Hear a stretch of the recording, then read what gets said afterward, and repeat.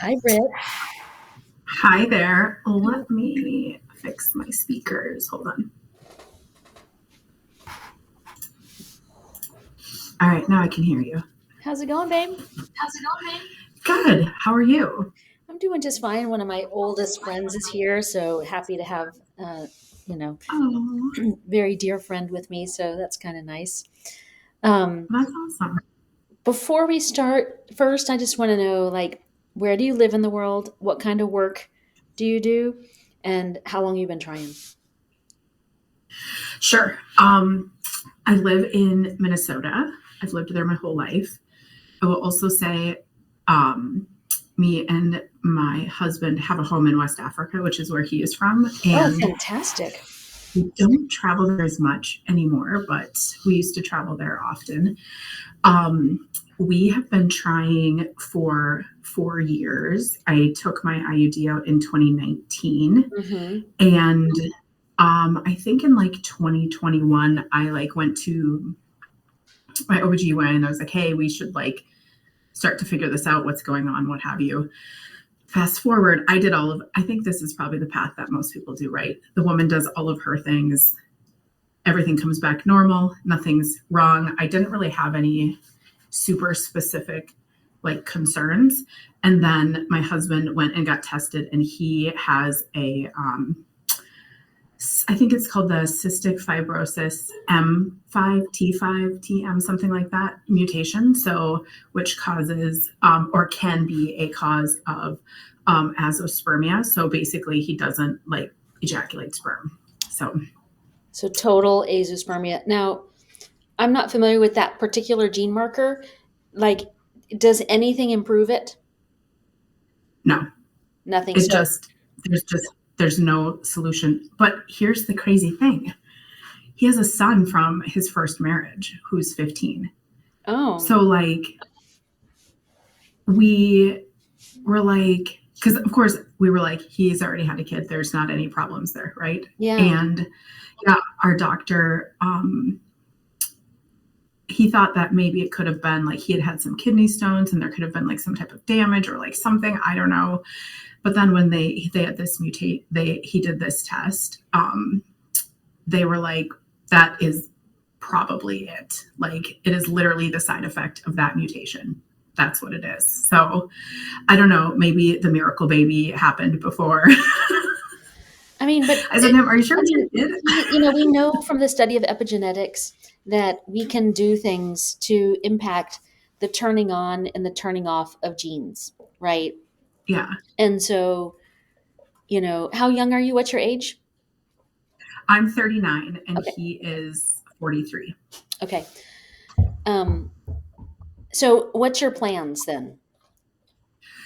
So we actually just completed our first round of IVF and egg retrieval, and we have 4 viable embryos that are getting genetic tested. Good. So I feel super good about that. We started with 18. They retrieved follicles. I forget all the names of them. And anyways, ended up with 4, which I mean, that's fine, right? That's Yep. better than 1 I and mean, it's not especially with 10. azoospermia, did they have to do like how did they get the sperm? They did.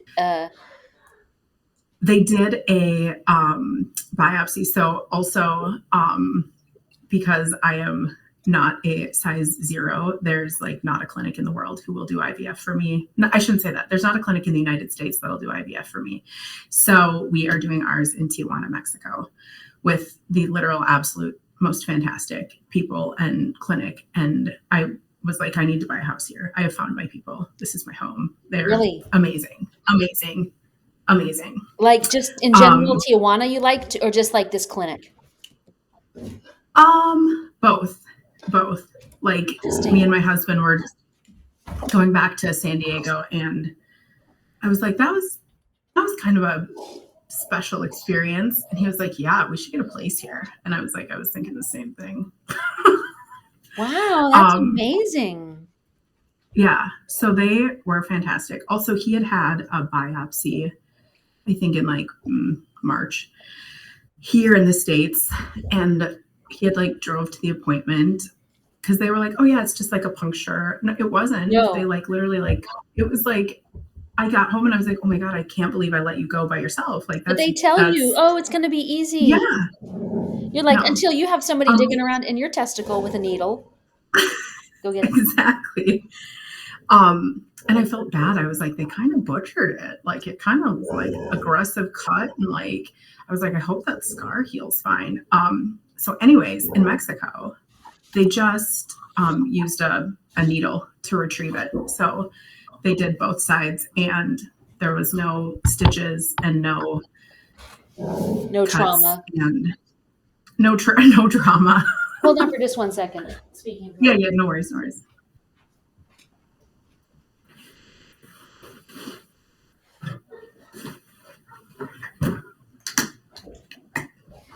Well, it's because one, they can charge, if in the US, if they do an incision, they can charge you more.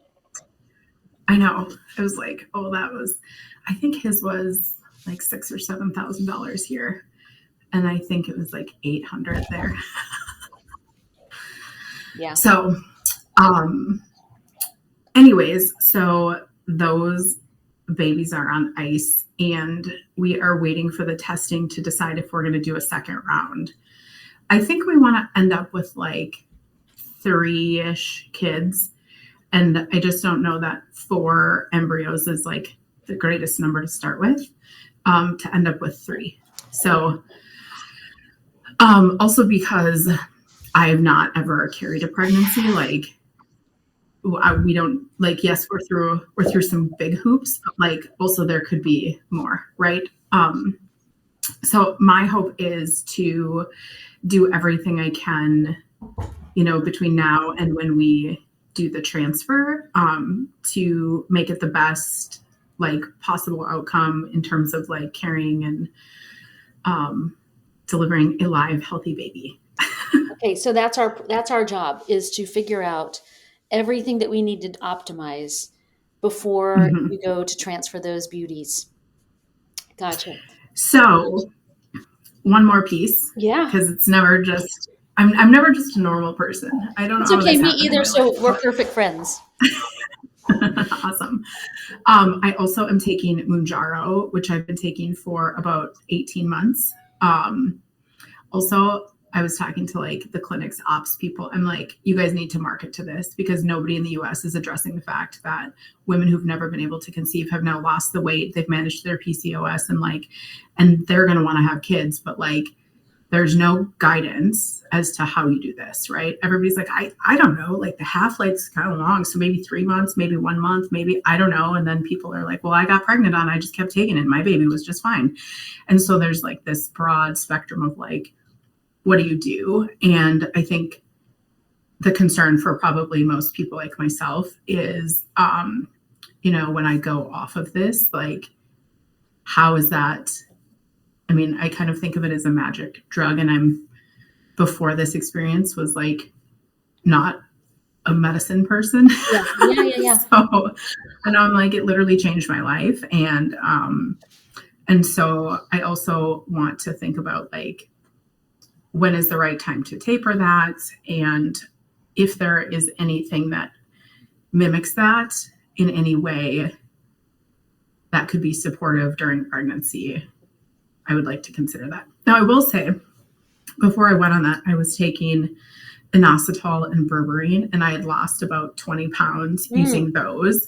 And so the fact that like you have those, I was like, oh, this is, and it's safe, obviously, like maybe that's a path. So a couple of things. So I strongly encourage you to give yourself 90 days to get off of it. That just because we don't know. But what we don't want is, if anything is wrong with your baby, you don't want to walk around being like, I wonder if I did that from the Mounjaro. Yeah. You know what I mean? And this is the things that parents do, right? And so I support you no matter what you choose. But being a parent of now a kid who has a pretty serious chronic illness, like all the time, like, what did I do? What didn't I do? So you might just think about that. What I would also try to do is like over the next 90 days to start just titrating down The way to mimic Mounjaro is to stabilize the fuck out of your blood sugar. And because when your blood sugar is strong, you will act like you are on Mounjaro. When blood sugar is really stable, you don't get the highs and lows, which cause the more compulsive eating and things like that. I took Mounjaro for a couple of months because I always just want to see, plus I'm in my 50s and I can't exercise because my illness very easily. So it's very hard to like lose my menopause weight. And so I was like, well, I lost like 1 pound a week. It was shocking. Here's my concern about being on it. One, we don't know what the impact could be, positive, could be negative, but because when you're on it, it is very hard to eat enough calories. That's the main thing, is like you are in a big calorie deficit when you're on it, but in order to really prep for pregnancy, you need nutrition. So that's why I would be thinking about, like, let's use the next 90 days to start like slowly downstepping your dose each week while reintroducing like a little bit of inos, like maybe say you're at like, what's your dose currently?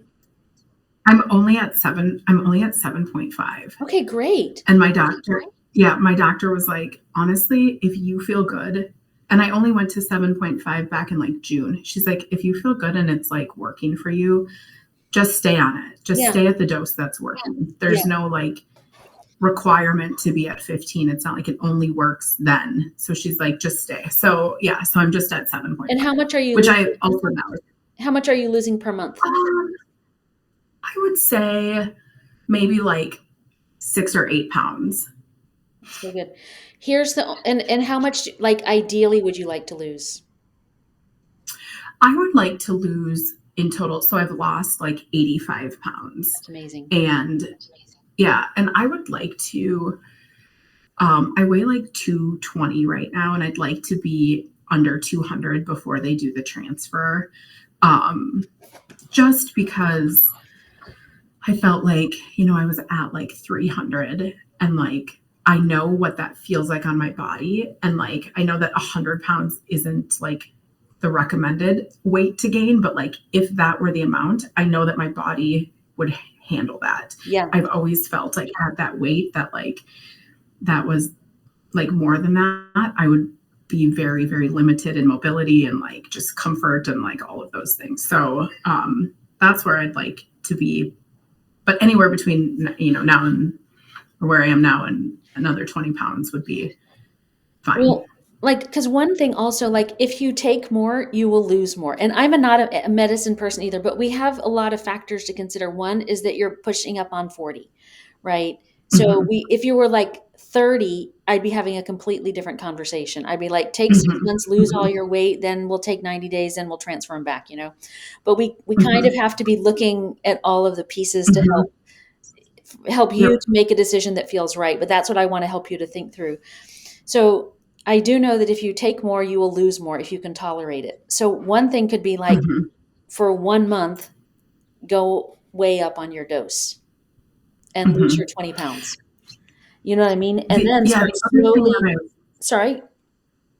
I was going to say the other thing that like, I'd say maybe after we did the retrieval, I was like, okay, now like I don't do anything from a food perspective. I just like eat what I want, but it's a very small portion or whatever. So I've made a bit of an intentional effort to like, okay, we could probably skip on the treats and like, just being at the gym a little more.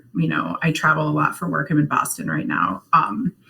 And I have a gym here that I have a trainer at. So I was like, and she knows this too. I'm like, here's the deal. Like, I just want to be able to be strong enough to carry a pregnancy. So like, let's work on our core. Let's work on like, just muscles that are going to be needed. So I've been trying to be a little more intentional with that as well, just to facilitate that process. With your trainer, so let me just, a few other things.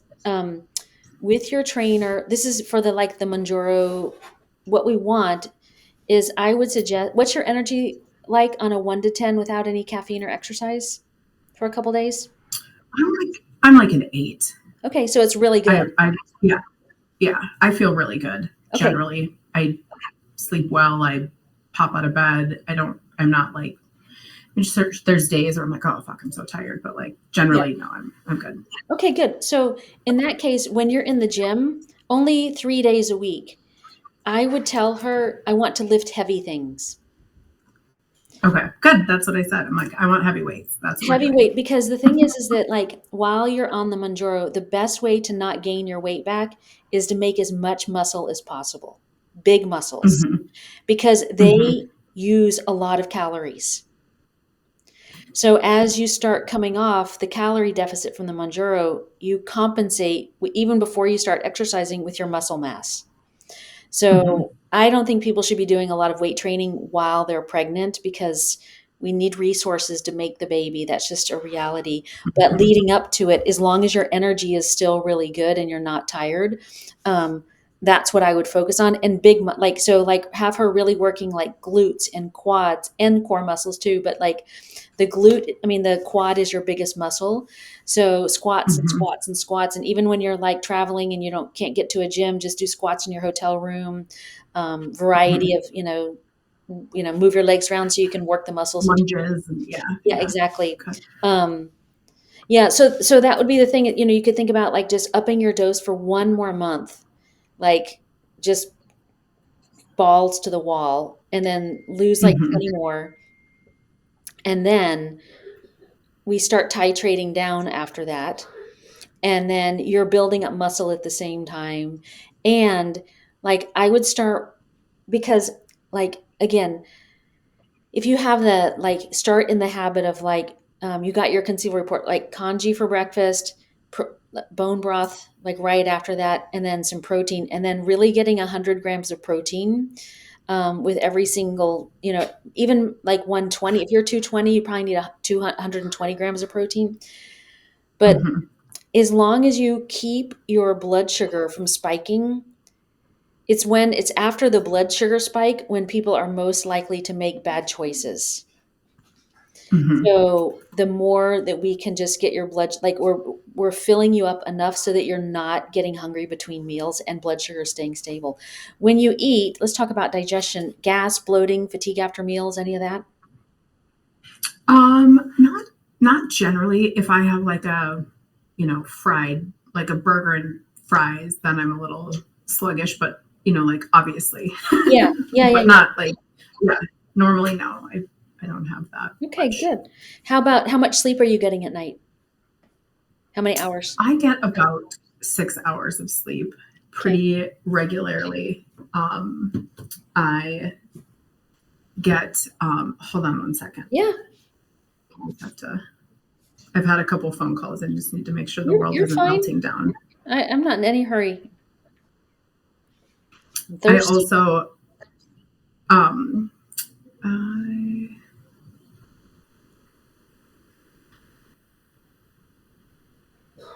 I also own an Amazon delivery business, and I'm a financial consultant. But I like them both, and I haven't given one up yet. So Are I those so two each additional jobs in addition to your regular job? no, I'm a consultant is my regular job, and then I have this Amazon business. But And the Amazon we're business, good. is that like drop shipping or? No, it's literally like the Prime vans delivering to people's houses. So we have like 100 employees and 60 vans, and I took a leave from my work in 2020 because my mom had COVID, and I was awarded this contract, and I was like, well, since I'm not working anyways, I guess I'll just launch this business. And then I was planning to quit my job, and I met another lady who was like a chief diversity officer, and she's like, oh, this is just an extra stream of income for me. And I was like, if she can be the chief something and run this business, like I have a pretty flexible job, like I can do it too. So I've just been doing two, which I'm not sure how kids are going to fit into that, but that's a problem to solve. We have 9 months to solve that, right? I do think though, I Maybe you're always solve think that like problem. whatever those small things are, they can get into your subconscious. So Mm-hmm. like just make sure that you just give it some time as you're in this process of getting ready Yeah. for that transfer, because I have seen the craziest things block people from getting pregnant. Like one of my patients a long time ago, like we were working together for like 8 months, and at the end of 8 months she and her husband were like as perfect as they could be. Like There was Mhm. no there it was true unexplained infertility at that point. I'm like, I don't know. Every like your score is like 92, like it's so high, you know? And I said, is there anything we haven't talked about? And she said, no. And then the husband said, what about your sister? And I was like, what about the sister? And he said, well, her sister was on this quest to get all the orphans in Guatemala adopted. And I was like, Oh, do tell. And then he said, and then the husband said, and then she died in a car crash. oh my goodness. And I was like, oh, tell me more. And he said, and she made Julie, or whatever the girl's name was, I can't remember, promise that she would only adopt children from Guatemala instead of having her own children before she died. And Oh my she did. goodness. And I was So like, then did they go adopt a baby instead? they didn't. They went, I sent her to a psychic. You know, Oh, I can go on, like, I knew that had something to do with it. I could tell from the way that she was talking about it that it was like gotten on her. yeah. She's like, I feel so Huh. bad about trying, you know? And I was like, look, I know this person who is actual, all these people impersonate me and then are trying to be psychics. This person is a legit psychic. Like, like I was considering a long time ago moving, this is another dog leg, but I was considering moving my practice a long time ago, like in 1990 or something. And because I was really Mhm. frustrated with the Texas doctors and stuff. And I was thinking I was going to move to Bellingham, Washington, because I love Vancouver. Mm. I'll be right on the border of Mhm. Vancouver and Mhm. the States. And so I was talking to my psychic and I was like, Leah, I'm thinking of moving my practice. She goes, I know it's so conservative there. And I said, yeah, I just said, I don't know where to go. I said, where should I go? And she's like, I don't know, I'm not getting anything. And I was like, how about a psychic guess? And she's like, Bellingham, Washington. I mean, I was just like, there's no fucking way you could have known that. Like, Yeah, yeah. And just, of all the cities, it's not like a well-known city. I only know it because the lady that I order my cookies from, like gift cookies, she's in Bellingham and she's amazing. And I pay an insane amount of money to give people gifts that are cookies, which also I'm getting for my clinic. I was like, I need these. yes. I'm like, I Yes, want IVF ones. I'll tag you on them when I get them. yes, exactly. So I sent her to the psychic, and the psychic told her, she's like, actually, the like coming and going, like when a baby is born and when someone is dying, there's like a thin barrier between Yeah, the the worlds. veil between the two Thank worlds. you. Yeah, yeah, exactly. And she said, I suggest that you try. Well, and also she would always tell her mother. Julie would say, the mother would always say, your sister says you need to just go adopt or whatever. Like, you know, moms can be, you know. And she's like, Mom, if Kristen wants to talk to me, I want her to talk directly to me. Like, no more through Hmm. you to me. She needs to talk to me, and it needs to be unequivocal. So she's like, on Thursday from 3 to 4, I'm going to sit on the couch all by myself in the living room for 1 hour. And you tell Kristen if she wants to talk to me about this, that I want to get this handled, then that's her window. And it needs to be incontrovertible. Like whatever her signal is to me needs to be, can't be just like, I don't know, I blinked and then I sneezed, you know? So she sits Yeah. down, and after like a few minutes, she gets bored and she turns on the TV. And Oprah, this is when Oprah was still on TV. And Oh my goodness. and Oprah comes in and she's like, today we're going to have a really interesting episode because we're going to be talking about, is it possible to speak to the dead?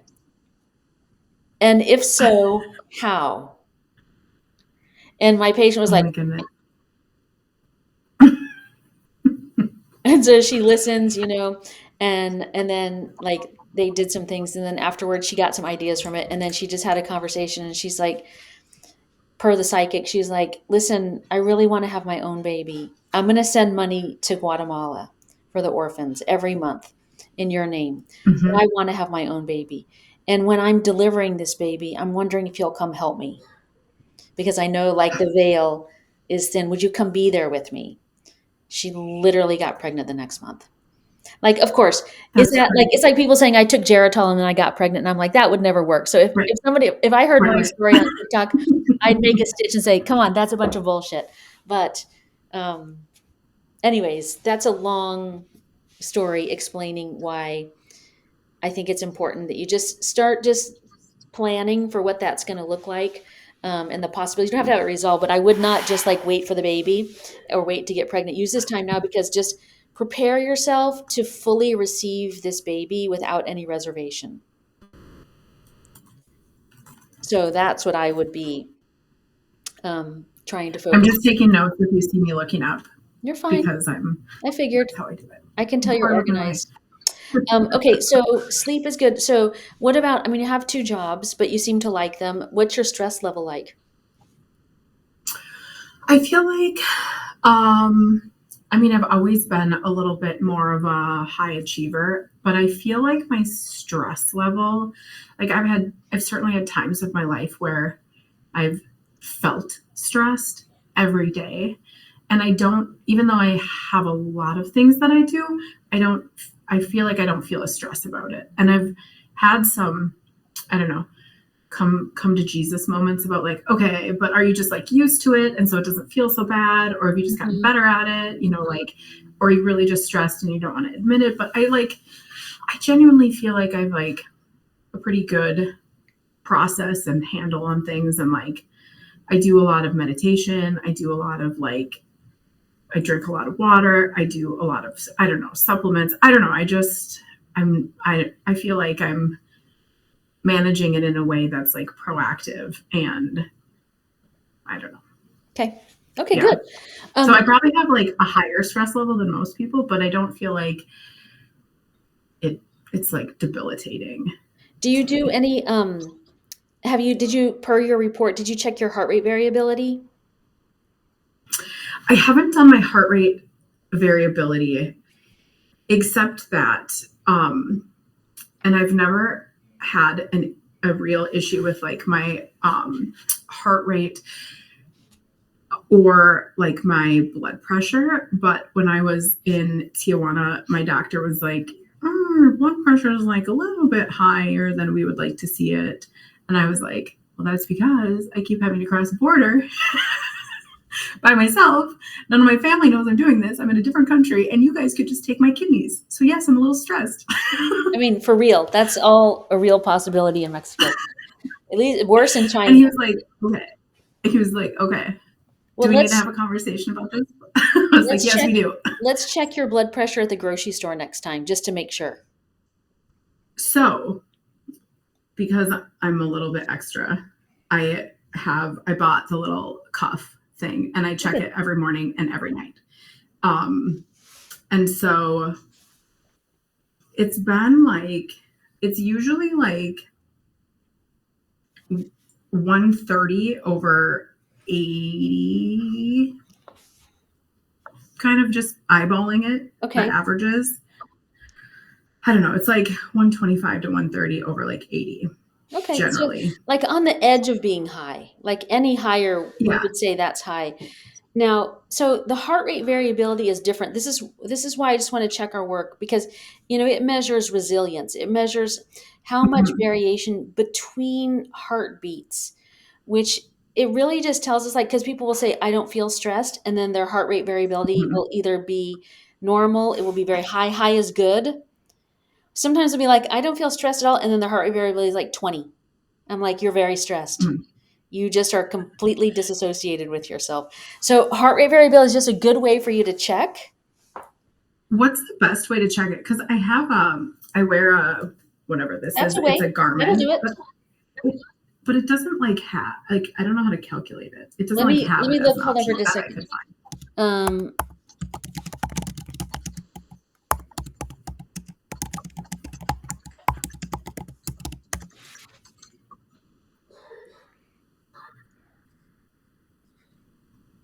Yes, you can check it on a Garmin.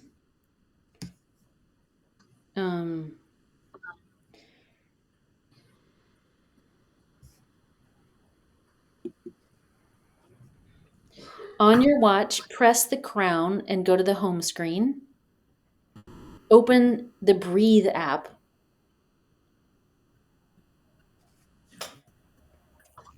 Turn the digital crown to set the measurement length to 3 minutes. Start the measurement.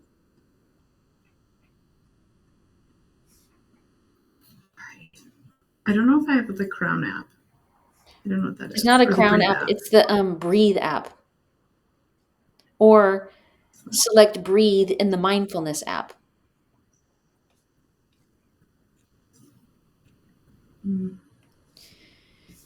Maybe this one. You can also look it up. Let's see. If it's Googleable, I will. Okay. I'll give it a try that way. It Let's is see what definitely. that's Because that will just, like, if it's above 80, you don't need to change anything in terms of that kind of stuff. I am concerned that Okay. you're not getting enough sleep. And so is that because you don't have time? Is that because you're not tired? Is it because you can't sleep? Like, what's the story? Honestly, like, it feels kind of like what works well for me. Like, I naturally get tired-ish around 10:30. I'm usually like in bed by 11. And then without an alarm, I usually wake up between 5:30 and 6. And so Okay, that's like 7 I hours. If you're going to like 11 yeah, to 6. like 11 to 6, 11 to 5, 11:35. Yeah, it's kind of like those times. So, And what I about on the mean, weekend I then? feel like When you don't have to wake up, do you just get up anyways at 5, or I get up a little later, probably like 7:30. okay. And do you feel different on the weekends? Like, obviously because you're not No, working, but like um and are you getting up and going to work out before work? I don't work out before work. I work Okay. out in the evening. Okay. So just for the I next have like never month or been so, a morning, yeah, worker. workout. I don't know what it is. It's like so hard for me. Well, so let's just do an experiment because we just want to throw everything at everything. If you're better slept, it will make your weight loss journey easier, right? Because Okay. when you haven't had enough sleep, it affects the production of ghrelin and leptin, which are the hormones that control appetite and feeling satisfied. So, getting enough sleep, some people don't need as much sleep, but if you're sleeping later on the weekend, I suspect you could sleep later during the week also. So, Okay. just when you wake up at 5:30 in the morning, that's my usual wake up time too, but I can keep sleeping if I like just lay there, or if I put a podcast on and just like lay there and Mhm. snuggle, and just like I can fall back asleep. I want you to try to Mhm. sleep as late as your schedule permits during the workday, and just Okay. see if you can sleep more. And then just, it doesn't have to be forever, because once your baby comes, there's no sleeping. Literally, there's no sleeping. And whatever, how robust you feel, it just plummets. So we want to front load all of that as much as possible. You'll have more resilience as a new mom with that, especially if you're a mom and you're running 2 businesses. Which, I also have a this is a benefit. This is why I tell everybody you should not marry an American, because the moms and the aunties that are lined up to be at my house, my sister-in-laws, they never did a bottle feeding at night. Never. Ever. Like, no, that's grandma's job. So I great. am very excited for help, and that they are like willing and able to help in whatever way. If Okay. I'll let them. Okay, well, But yes, I'm very find me a nice 50-year-old West African man, and we'll be related probably. Um, exactly. okay, good. The next question we haven't talked about is like your period. So how regular is your cycle? Tell me all of that. Yeah, so my cycle is super regular. It has been for all of my life. It is like 28 days. Day 1 is spotting. Day 2 is the massacre. That's what I call it. It's really not terrible like other people, but it's definitely the heaviest day. Like 3 is like medium, 4 is like medium to light, and then maybe like a 5th day is like light. Um, Okay, let me back you up a and little bit. Let me back you up. So let's yes, talk in specifics as much as you can. On day 1, how long does it take to soak a tampon or a pad? I Ish. don't. I'll wear like a panty liner, Okay, and so spotting on it's the like first day. So yeah, let's call that full spotting. Let's call that not a day of period, and let's call the first day the massacre. On the massacre, how long does mask. it take to soak a tampon or pad? Um, I would say. It's probably like 4 hours. Okay. For half of the day. Uh-huh. Like it's like an 8-hour period. Yep. It soaks it pretty quickly. And then after that, I could wear a panty liner and like it wouldn't soak it that day. And what about so you have 2 4-hour periods. Then after that it gets really scanty. We go back to spotting. Yep. And I wouldn't say spotting. I would say like, I mean, it's like red. It's like, it would like fill a panty liner, like a liner, but not like a overnight pad or anything like that. Okay. So, and then it's that for a day-ish, a day and a half after that. Okay. So you have one day in which we call it, so we have a day of spotting. Then we have one day, which is normal every 4 hours. That's healthy. Then day 3, a lot less, like 50% less of what we want. And day 4, almost nothing. Yeah. So this is good news because like everything else is like, oh, this looks perfect. This looks perfect. That's not good for you because if I'm like, can't find anything, then that makes it harder for me to be useful to you. So because of that, like we want, like the most important thing here is your lining for the embryo transfer. The most important. Like the quality and quantity of blood will dictate because everything else, like your energy is good, you're exercising, where we haven't talked about diet yet, but I'm pretty sure that's going to be fine too, but we'll talk about it. Stress isn't too bad. We're going to increase the sleep, which helps with blood production. But so let's add, what supplements are you already taking? I take a lot of them, but I probably should stop. Well, tell me all of them and then I can tell you which ones you don't need. All right, let me pull up my little list here. I went on this experience of listening to the Huberman Lab podcast. So good. Now I'm convinced I can live to 120. So I follow like his, and I forget what the other guy's name is. That guy who looks like an alien. Yeah, and he takes like all these things to like live forever, and he reduced his like age to I'm gonna be so ticked if I can't find this. Where is this? I had it under supplements. Okay, here we go. I take alpha GPC. What's that for? Cognitive function and focus. Do you need that? It's just on like their protocol, so I just have taken their protocol, but I don't. I wouldn't say. I mean, do I notice a difference? Probably, but like I'm not like, any of these. I'm not like disparate without. L-tyrosine, same concept. I take omega-3s. I take I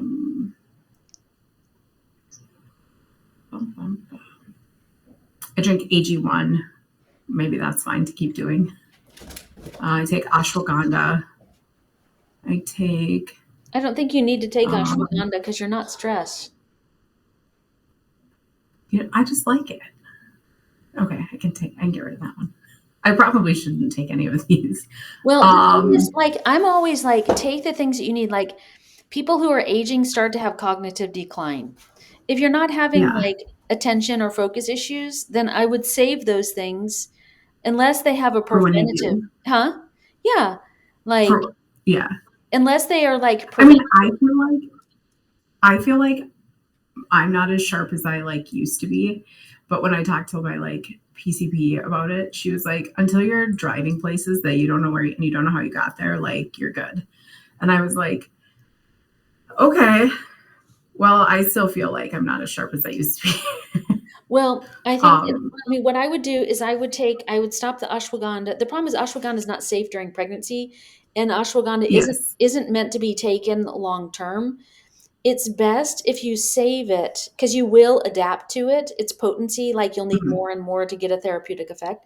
So I like to save ashwagandha when like something happens traumatic, or problem or something's going on and you feel really stressed, then you can load up on ashwagandha and it will work so well. Then Okay. you can like drink less and eat less and, cope better.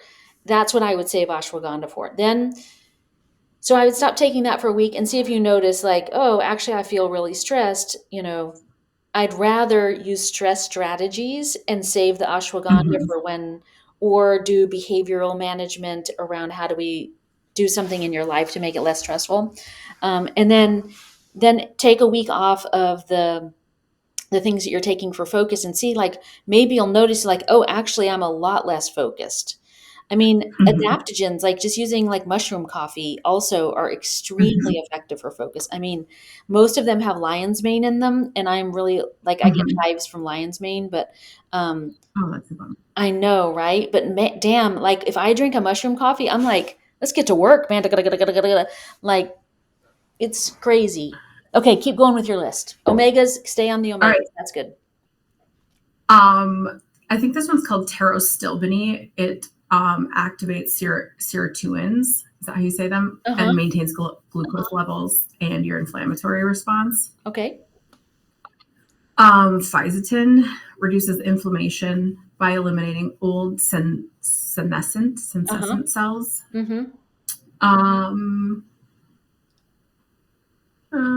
And calcium. Okay. All right. Let's add. Open your chat box at the bottom there. See, there's like a little. All right. And then it'll open on your side, and you can see I'm taking some notes.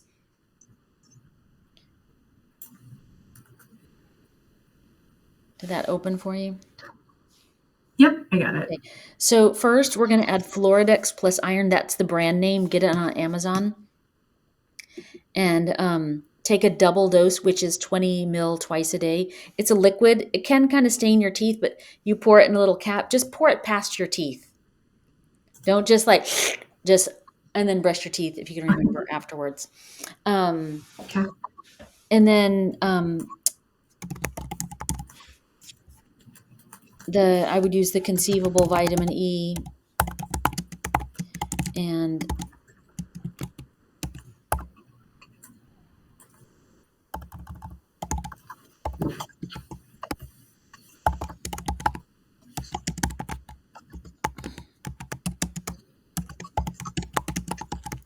the alpha lipoic acid for your lining, the E and that for the lining.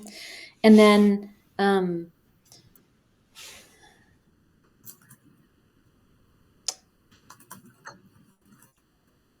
it would be like, how healthy is your husband? Like, what's his like overall health like, would you say? Like good health, medium health, not that great? He's like medium health. I would say probably until the pandemic, he was like, I would have put him in good health. And I feel like he's just, I don't know. I observe that he like sleeps a lot more and he's like, just seems a little like less, I don't know, just like more tired and like less active. He used to play soccer. He used to, just kind of be out and about. And since then, I feel like he's like, let's watch a show instead. My favorite thing. Does he seem depressed, do you think? I don't think he seems depressed. I think that he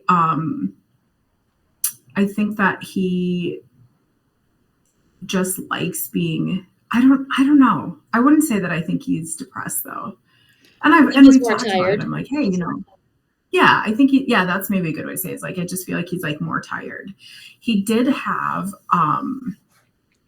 his A1C at his last like annual, he's also like a doctor person. So like if like there's a scratch on the side of his face, he's like, I better get to the doctor and get this checked out. And I'm the opposite. I'm like, I've seen more doctors in the last 2 years of my life than I have in my entire life combined. Like, yes. So his A1Cs were like, they were higher. I mean, they weren't super high. They were like 6 something, which is like higher. That's but like almost diabetes. So Yeah. So I think he had a bit of like a wake up call. Well, and I said to him, like, and I've been talking to him about this, like, he eats a lot of their like traditional food, which in some cases is better because it's a lot of vegetables. It's, it's all not, you know, produced, but he eats one food specifically. It's called fufu. It's literally processed corn flour. It's yummy as It's, hell. and he eats like this giant pot of it. I'm like, no, you get like this much. Like, this is what you get, not like this much.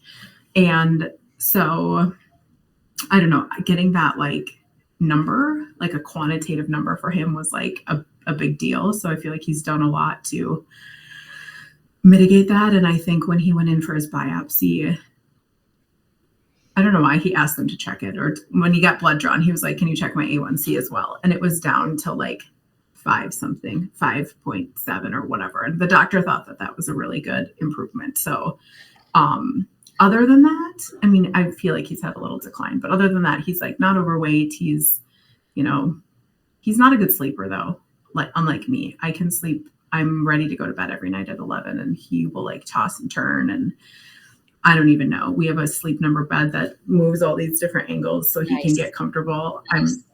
I'm like, I'll just sleep on the floor. I'm good, So, but he struggles with sleep a lot. Well, I'm asking all these questions just because I wonder, like, we have time, like, Mm-hmm.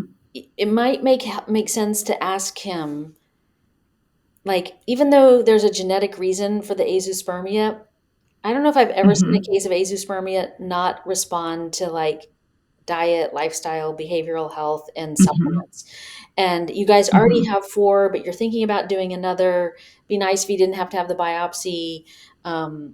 Anyways, so maybe have a conversation with him about like, you know, because having like that, first of all, that is pre-diabetes. Even at 5, that's Mm-hmm. pre-diabetes. Mm-hmm. It Mm-hmm. means if you are not on it, you will get diabetes. And having Mm-hmm. elevated blood sugar is so bad for the sperm. It's Mm-hmm. really, really, because it causes a lot of inflammation to the sperm. So anyway, so we can create a plan for him if that makes sense too. You can just email me and I can send you some stuff. But like to try Okay. to get his, like I would ask him like, I was talking to Kirsten today and she wanted to know like what your energy is like on a 1 to 10 without any caffeine or exercise. And if he's like, my energy is good, try to pin him down to a 1 to 10. 7 is like Yeah. sometimes tired. 6 is sometimes tired, but with like gas and bloating. Um, and you can say like, if he says, I feel fine, you're like, honestly, you seem more tired than you used to. Like you Mm-hmm. used to be Mm-hmm. more like go out and play soccer, and now you seem more tired. And fatigue, like the egg, the sperm, and the embryonic cells, they have a ton of mitochondria. So if you're tired, it is going to affect your sperm, production. But also diet, Mm-hmm. lifestyle, behavioral health, all of those epigenetic factors have been proven to affect the turning on and the turning off of pathological genotypes, like the BRCA gene, like this gene that we're talking about. So Mm-hmm. potentially we could be getting your, better quality sperm, but at the same time, Mm-hmm. poor semen parameters are a reflection of the overall health of the individual, and they are Mm-hmm. predictors of earlier onset prostate cancer, more severe prostate cancer. All men will get prostate cancer if they live long enough, but they'll get it earlier, Mm-hmm. a more severe kind. Um, Higher risk for diabetes, significant higher risk for diabetes and heart disease, not because those are causes, low sperm count or sperm problems. It's the correlation. It's like how you're living is reflected in your sperm, and long term, it gets reflected in these conditions. So you can have that whole talk Okay. with him and decide how much you have sperm. You have eggs. You can get sperm. For me, I'm always like, try to get the best quality stuff. Mm-hmm. Mm-hmm. Those are, it is a joint venture, right, between the sperm and Mm-hmm. the egg, and each are playing a role in the quality of the output of the embryo. And we Mm-hmm. know that the health of mom and dad at the moment of conception, whether that's in IVF or whatever, dictates the health of the offspring. Mm-hmm. So, this is a place where I would be really snobby if that was my, you know, partner to be. I'd be like, I don't want your shitty old You'd be like, sperm. listen, Listen, man, no more I of know. foo-foo. Foo-foo is gone until we have this baby. More people. I know. And he literally like, he was home. We're building a house there and he had to go solve some problems. And so he was there and I was like in Mexico. I'm like, you're not even in this country. And I said to him, I was like, you better not be drinking anything. I don't want to see one alcohol picture, like none. Because no you food. are saving, you're saving all of that. All of that. Those, they're just dying off. Just imagine every time you drink a beer, just like a million of them dead. They're not good. They're drunk driving. We're just gonna have one two-legged sperm to work with here. Let me grab my charger. So yeah. Let me grab a charger real quick because it's gonna hang up on you. Hold on. Yeah, no worries.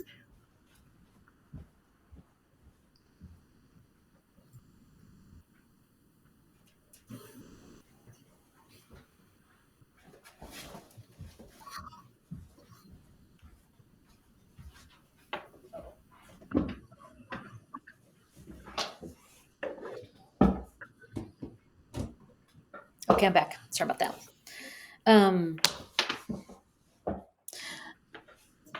So the other thing is like, so the most important thing is that so there's no clotting, right, in the blood? I would say when I had my IUD, I had worse clotting. Yeah. Like sometimes I would call it Laffy Taffy, like literally Whoa. Laffy Taffy size. Like, and I like took pictures and brought them to my doctor. I was like, this just so like in my hand, like we all know what we're talking about. We're not like guessing. And she was like, it's probably because of your IUD. Like, do you have any other pain, any of the things? I'm like, no, I have none of that. She's like, okay, well, just that I wouldn't like be. And it was like, I would have like one of those. But that's like, since I've not had that, it's been significantly less. And when I had with my doctor, I think I was in 22, like fall of 22, I did is it HSG and hysteroscopy? Yep. I did both of them. They were fine. But when she was in looking at it, she's like, I kind of cleaned it up. But she's like, I didn't see anything that was like, that would lead me to believe it's like preventing a pregnancy. There wasn't like a thickening or any like fibroids or anything like that. So I have to believe, and since then I would say it's been even less of clotting. Okay. Okay. So then we just need to make blood. So a couple of things. Floridex, that is basically your blood maker, and then use the vitamin E and the R-lipoic acid to improve circulation, blood to the uterus and ovaries. Even though the ovaries have done the work, we might be doing a subsequent cycle. So anything that we can do to improve that. And then doing some belly breath work every single day. And what I would do is just go onto YouTube and just type in belly breathing breath work and try a few different ones until it's just like 10, 15 minutes a day. But like heavy, where you're like really breathing into your like super low abdomen, wherever you breathe, you improve circulation. And this is like, you'll notice more cervical discharge from this. You'll notice like more libido.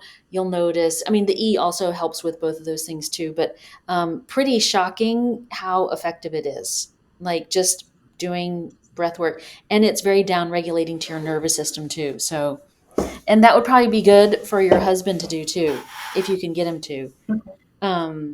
There's this one guy, Scott Schwenk, but you have to pay for this.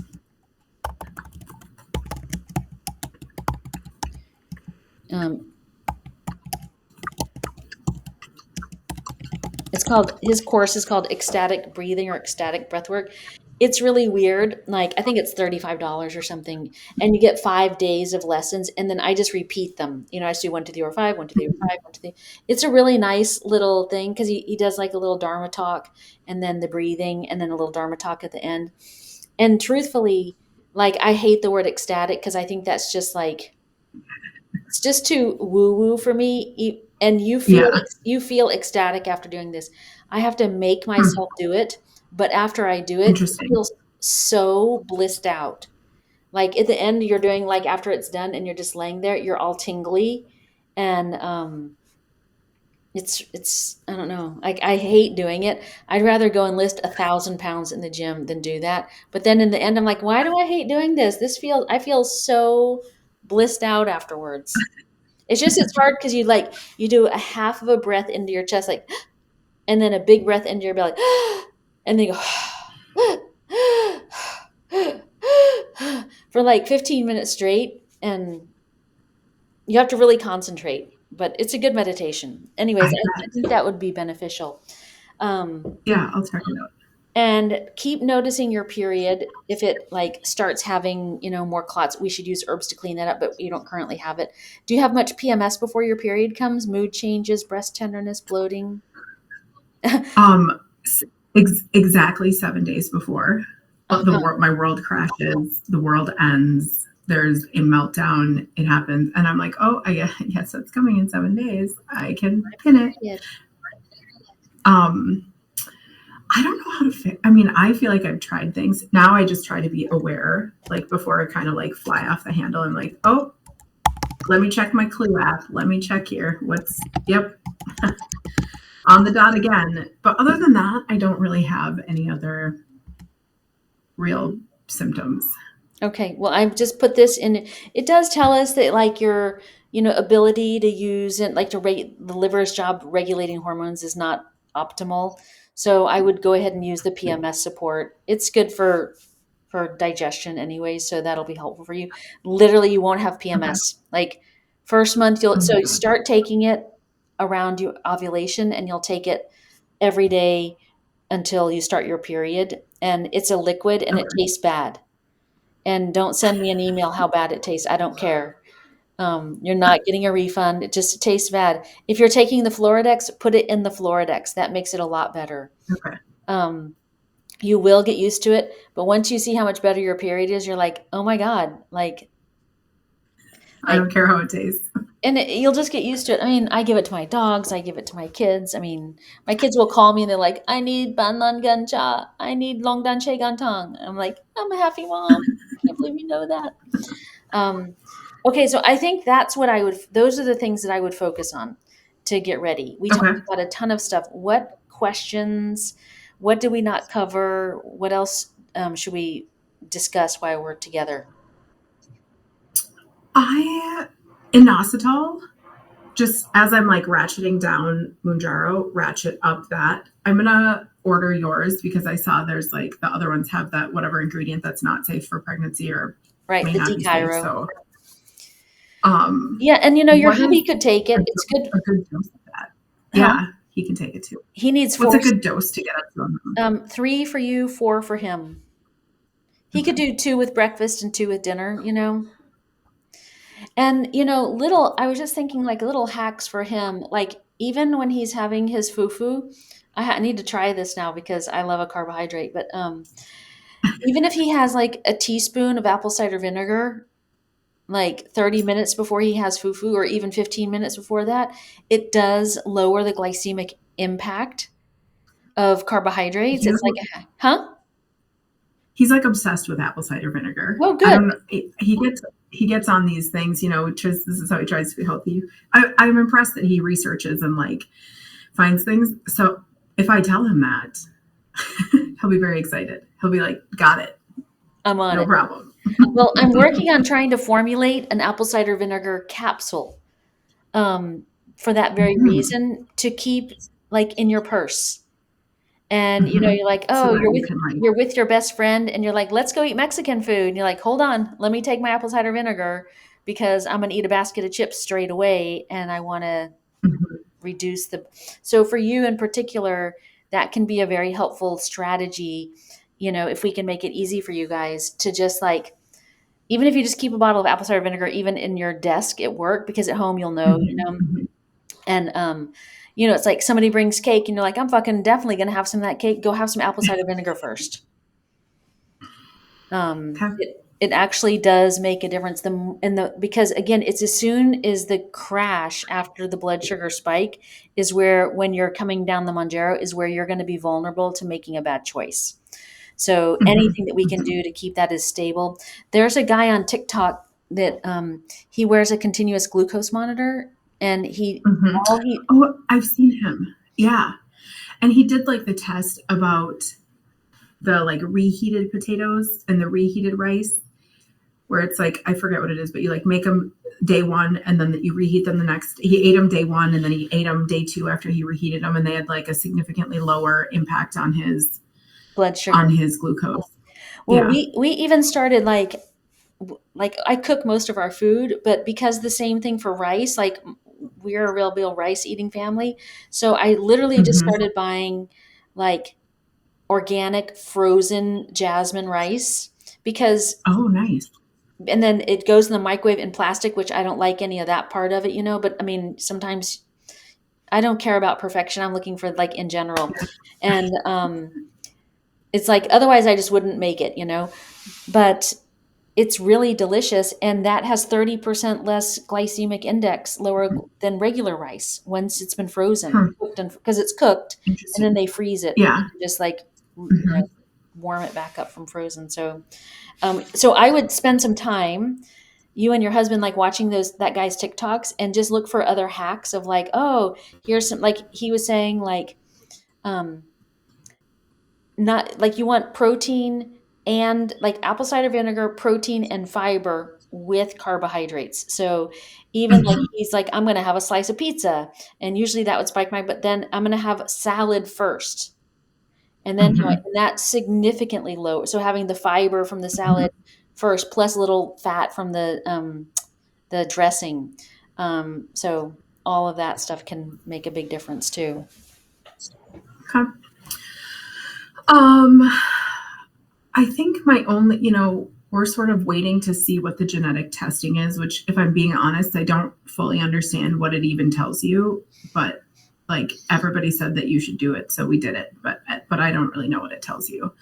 And our doctor was like, honestly, like sometimes it's all over the place. He's like, I've seen like not the greatest rated, but the only option embryos turn out to be healthy babies, and I've seen perfect embryos not make it. So like,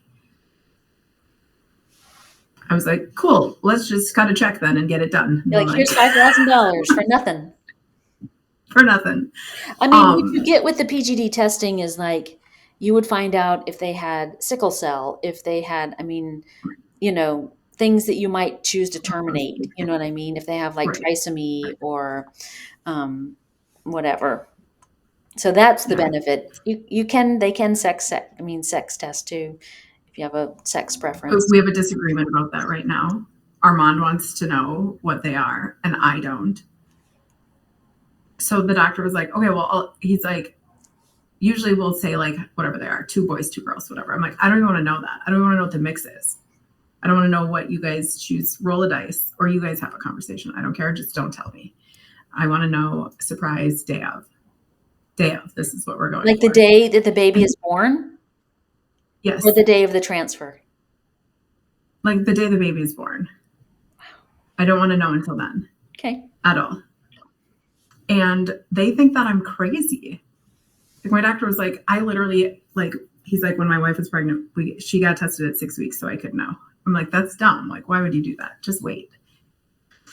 But I don't want to know. So. Well, my thing is like, because people like, I want it to be a surprise, and like, no matter when you find out, it's a surprise. Like if you find out at 6 weeks, if you find out on the day the baby's born, it's always a surprise. But what you don't want it to be a surprise is if your baby has a disability, because if your baby has some kind of disability, you want to be prepared for it when the baby comes. So that is the benefit of like,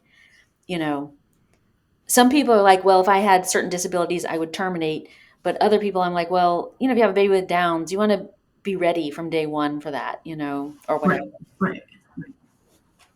What are the things I'm not thinking of? Well, you're the expert. I mean, the things that you're not thinking of is like that you need more sleep, that you need to check your HRV to make sure that you're as cooled out as you think you are, which I think you are. Like, I mean, I can usually guess pretty close, but sometimes I'm wrong.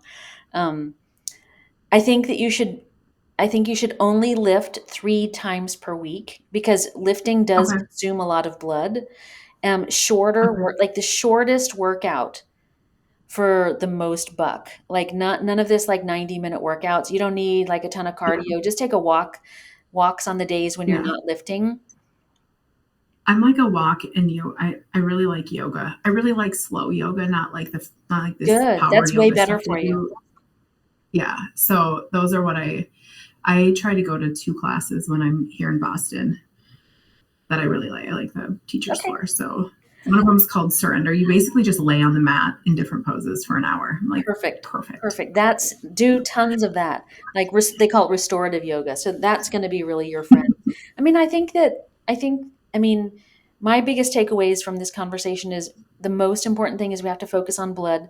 The things that affect blood Mm-hmm. are what you eat, right? Mm-hmm. How well you digest it, how well you sleep, and how much you exercise. Because again, every time you do a bicep curl, the bicep Mm-hmm. needs fuel to do another bicep curl, and blood is the way that we drive oxygen and nutrients to the muscle for fuel. So when we lift and exercise, we do consume blood. So Mm-hmm. I would start cutting back, and I would see with these supplements how fast is the blood building. Best case scenario, half a day per month more. So say you have 2 full days, if you do everything Mm-hmm. perfectly and your body responds perfectly, like we would expect, 2.5 days the next month. So it's not fast. Don't be discouraged if you do everything perfectly and you're not at 4 days. Mm-hmm. You're literally making every red blood cell. Okay. And especially when you're on Manjaro, you have to be really mindful to make sure you're getting enough iron-rich foods. So Mm-hmm. you have to get really focused on, um, like if I'm not that hungry, how am I gonna get enough iron? Mm-hmm. Mm-hmm. Floradex, your prenatal has iron in it, but to build blood, you're gonna need food. So like things like, I don't know, do you like pate? I can eat pate. But you're not that into it. I mean, it's caught my eye the last couple times at the grocery store, so maybe I just need to pick it up. Yeah, pick up. Well, if you go to like Whole Foods and you tell them, like, I've never really had pate before, can I try some? They'll usually let you Mm-hmm. try a few different, because it's a lot of different tastes and flavors. Yeah. Ask for Yeah. one that's more mild. It's so iron rich. And what's nice is that Yeah. you need like a few spoonfuls, right? For like a lot of nutrition. Bone broth would really be good for you. Like a grass, Mm-hmm. even if you take like Epics with you when you're traveling, I think Epics is really clean and high quality. Mm-hmm. Um, Mm-hmm. because even if you're not hungry, you can just drink it and you get 10 grams of Yeah. protein, and then you get all the collagen for your gut. So those would be things that I would be working on is, and then the thinking about, should we, over this time, should we invest in getting hubby a lot healthier and see what happens to his Mm-hmm. azoospermia, and his Mm-hmm. overall health too? And is that something that Mm-hmm. he wants to do? I can understand like why his argument against it, because it's like, it's good enough. I'll just get and I can understand what my argument would be if it was me having a baby with him. Like, I don't want any runty ones. Well, and I mean, he like never said to me, obviously, like, well, you better go figure out what that problem is. And I didn't ever say things like that to him, but I think that he was more than surprised that, you know, the, that he was a factor in this, Yeah. journey. So, um, we haven't really talked about that, like how he feels about that, or like if he feels like, less of a man or anything like that. But I know that he has not told any of his friends. Like he's not like shared it with anybody. So even from a like mental health perspective, maybe it's worth going on that path. Well, Um, here's how you can approach it. Here's like the soft approach to it. He's going to say, "Did you have your call with Kirsten?" And you're going to say, "Yeah, so many interesting things. We did talk about like the azoospermia, um, and Kirsten had some interesting ideas. She was reminding me that it's like, our sperm is a reflection of our overall health, and she just said like, maybe worth it. She's like, sometimes you can turn azoospermia around, and because it's caused by, theoretically, by a genetic problem, epigenetics, like how we care for our bodies, has been shown to reduce the expression of pathological genotypes. Is that something that you'd be interested in, like, working on?" mhm, mhm. Yeah, I like that.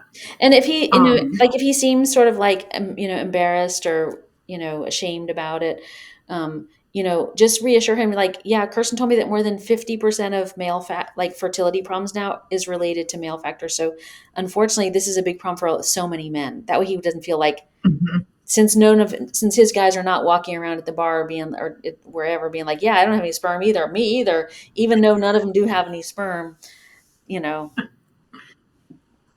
they have Yeah. different ways of coping with it. Even before we like went on any doctor's appointments or anything, I was like, well, it is like split 50-50, like contributing factors. So, it feels like it's like 90% women, but there's a lot of things on the guy's side too. So, yes. okay. Well, I took all of these notes down, so I'll get that stuff ordered. And then, does it make sense to like connect? I think probably in a couple of weeks we'll have responses back on the genetics, and we'll make a decision if we want to do a second round. In your opinion, because of my age, like I just am really leaning towards we should do a second round instead of like having a baby. How you can afford it? Like it's not going to be like financially burdensome. No, this round was like 11,000 for both of us for Okay. all of our procedures and kind of all in. So, it's something that we can afford. And my husband works for Delta, so like traveling there's like the travel's not a big deal either. So we are super lucky in that aspect. And my point is to like, well, if we don't do it now, maybe we have to do 2 rounds in the future, because like in 2 years after we've tried and burned up all these ones, we're in a worse place and we may not get as good of results. So I would give yourself like 4 to 6 months before you do that second cycle. Like, really? well, it'll probably take a couple of things. Like, okay, at least 3 months to get the bleeding issues and sleeping more and the impact of that, right? Because even if it's fixed in like 2 months, like you still have to have the trickle down effect on all the systems and organs. Finally, everything's getting what it needs. So 3-ish months before I did another IVF. And then like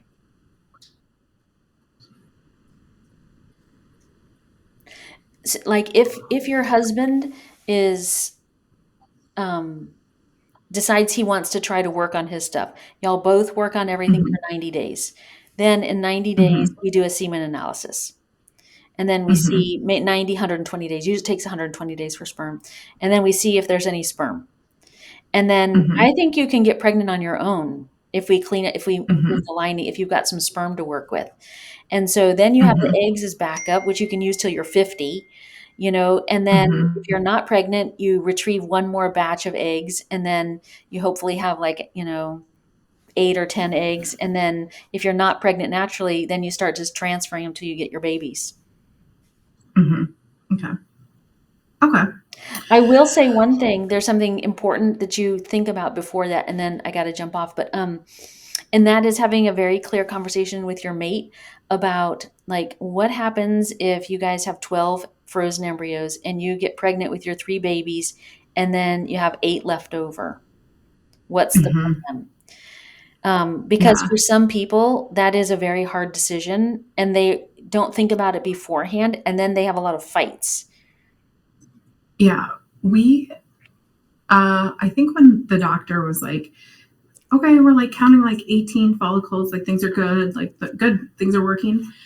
We started that conversation because I was like, wait a second, wait, like how, I know that it tears down, whatever, but that was definitely a conversation that we've started, I think, which is why I kind of felt good with 4, because I was like, oh, thank God we don't have 10 to deal with. But there's definitely folks who are like, I told the doctor, can you just call me one day and say the freezer broke? Send me the form to sign that, like, I acknowledge the freezer broke. He's like, we can do that if you need to. That's what you need in your head. It's hard because I had one patient who they ended up with 20. They already each had 1 kid between them from separate marriages. They wanted a baby together. She was like 38 and just wanted to do everything. He was a functional medicine doctor. And so she came and they were doing IVF because their insurance paid for it. I think because maybe timing or something, they were doing IVF. She ends up with 21 like grade A embryos. Oh my God. And they put one in, it splits. She has Oh my twins. goodness. She gets pregnant naturally 4 months later. Oh my Now goodness. they've got 5 kids. She's like, well, we still have like 20. 20. Yeah. And she comes back to me. Now she's like 45. She has 5 children now. And I was like, don't you have Mm. enough kids? And she said, we don't feel good at discarding them. We're like super Christian and like we can't just, that's murdering them.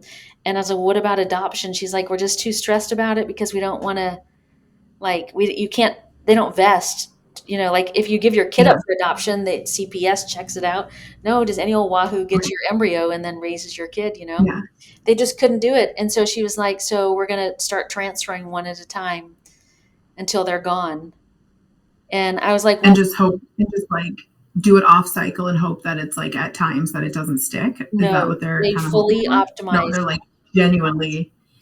Because she was coming to me for acupuncture to get ready for it. And I was like, get the hell out of here. Let's not optimize. And she's Yeah. like, Yeah. that's not how God would do it. He gave us these blessings and like we don't want to treat that individual potential Yeah. life with any less dignity. And I was like, that would not be me for Yeah. sure. But anyways, that's the Yeah. point of the thing is like really just thinking about like, just really what would we do if we had 18 that we would absolutely Yeah. feel good about? Because it can Yeah. happen. And then that, Yeah. just I to want know, she transferred it, split again, twins again.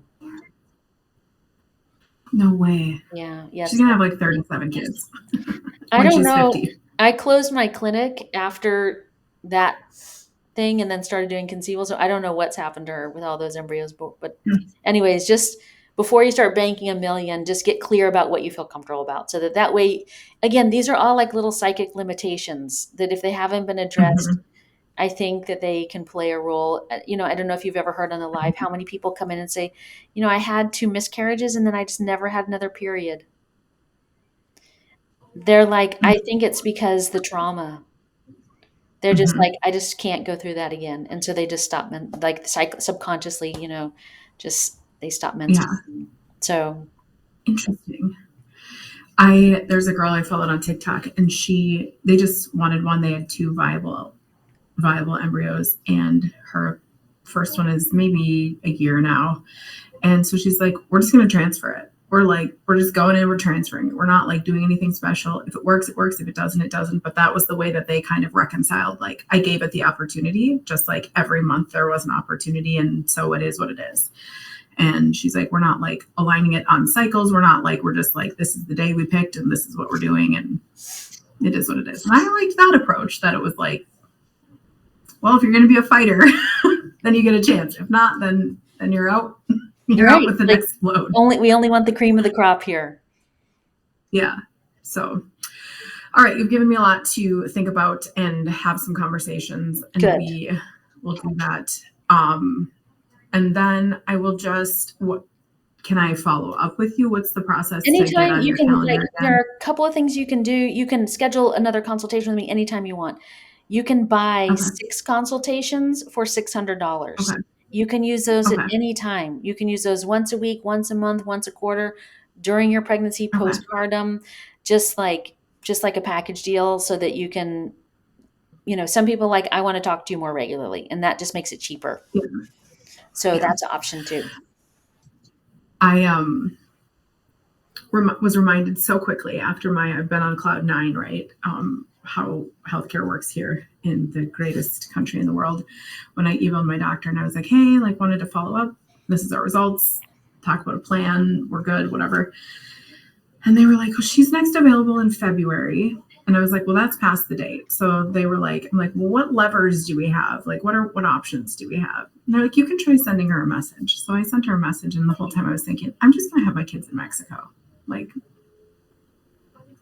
maybe that's what we're going to do here. I just feel safe there. And I can call the doctor. I just call him on my phone.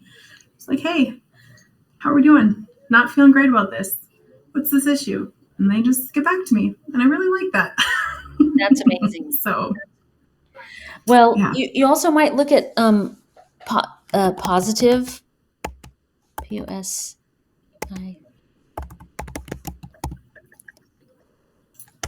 I just put it in the chat. Positive IVF. That's the doctor that I worked with forever, and he's in San Antonio. He's from Mexico, and they're doing low cost IVF, and such a good customer experience compared to what everybody else is doing. And everything's like, you can go onto the website right now and find out exactly how much it will cost to do whatever you want to do. Like full transparency. So if you decide you don't want to do it in Mexico, you can check them out. The biggest thing, at least in Minnesota, that I ran into, which was quite a demoralizing experience, was just calling, and like the second question was like, "Great, what's your BMI?" That's the second. We don't service that. Yeah, we don't. So we just don't. Sorry, like for a consultation, no, because we don't fill our consultations with people we can't do that service on, so we don't do it. What's their cutoff? I'm like, okay. 36. And what's your current BMI? Currently mine's at 40. Ooh, how you have to lose, if you lose 20 pounds, will you get down to 36? Yeah. But 2 years ago, it was 48. Oh yeah. And absent Mounjaro, like there just wasn't a path. Like yeah, you're like, I'm not going to lose 120 pounds, and yeah. Like we've been trying that for 12 years, nothing worked, and so yeah.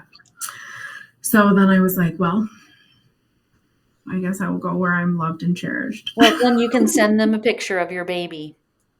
Yes. What I would do is I would post a review on that doctor's website after your baby's born, and just say, I called these people, and they basically said the receptionist told me that my BMI was too high and that they didn't service people like me, but luckily there were doctors that were, and here's my baby. So just ladies, I'm here to tell you, like, this isn't your place, Yeah. Like, and the sad thing is like, you see these people who are like, okay, I want to have a baby. So they're like, okay, so for me to lose 100 pounds, what I first need to do is get gastric bypass. Yeah. And then I'll lose 100 pounds and then I'll be able to do this. And it's like, okay, well, are there risk factors? Sure. There's also risk factors for people who have bulimia and for people who have like other things. So like, we just look at all of the risk factors and then practice medicine. Like that's how it works. Meet the customer where they are. Yeah. Anyways, I will check them out as well. Okay. And yeah, we'll go from there. Thank you for everything. I really appreciate it. You're very welcome. It's nice to connect today, and let me know how I can help. And definitely use the live, like to pop in and just like touch base with me, like let me know how you're doing, but also you just like, hey, I got this back, and what's this mean, or whatever. Use the live for that, because that's the fastest way to just get a quick answer from me. Because often if you email me, then I email you back with another question, then you email me back, then the thread gets dropped. Like 3 weeks later. just it's so much more efficient. I haven't been live very much this week, but I'm going to do a live today for sure. So you won't need it today. All right, sounds good. Okay, have a good one. All right. Bye, doll. Thank you. You're welcome. Bye.